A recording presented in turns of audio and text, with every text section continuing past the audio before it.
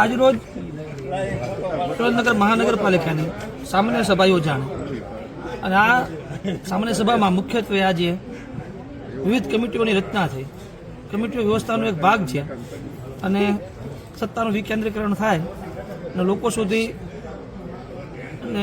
લોકો સુધી સેવાઓ ખૂબ ઝડપથી મળે એના માટે 12 વિવિધ કમિટીઓની રચના કરવામાં આવી, જેમ કે બાંધકામ છે, પાણી પુરવઠા છે, વીજળી છે, એ પ્રકારની 12 વિવિધ કમિટીઓની રચના કરવામાં આવી અને એના ચેરમેન નિયુક્ત કરવામાં આવ્યા. એ સિવાય આજની સામાન્ય સભાની અંદર જન્માષ્ટમી નજીક આવી રહી છે તો જન્માષ્ટમીના લોકમેળાનું આયોજન, ત્યારબાદ સુરેન્દ્રનગર મહાનગરપાલિકાના હસ્તક પશુઓની નિભાવણી સારું, સાયલા પાંજરાપોળ સાથે એમઓયુ કરવા બાબત હતી. ત્યારબાદ રિવરફ્રન્ટના આરસીસી રોડની જેને કંઈક વધારાનું કામ મંજૂર કરેલ છે.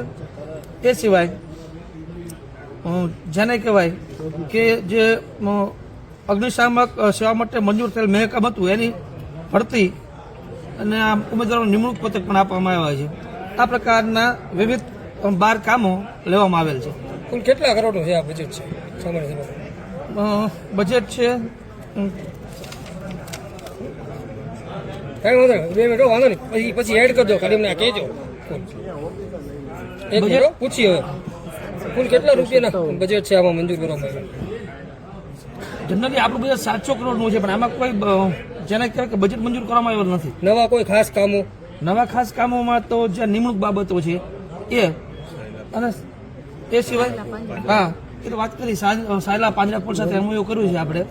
એક કામ એ છે અને વર્ગ 3ની જગ્યા બાબતની છે અને આ જે નિમણૂક બાબત છે એ જ બીજી કોઈ નવી બાબતો છે. કોન્ટ્રાક્ટ આપવામાં આવે છે એવી ચર્ચાઓ સુરેન્દ્રનગર શહેરમાં થઈ રહી છે, એના વિશે શું કહો મેયર? શું અમુક લોકોને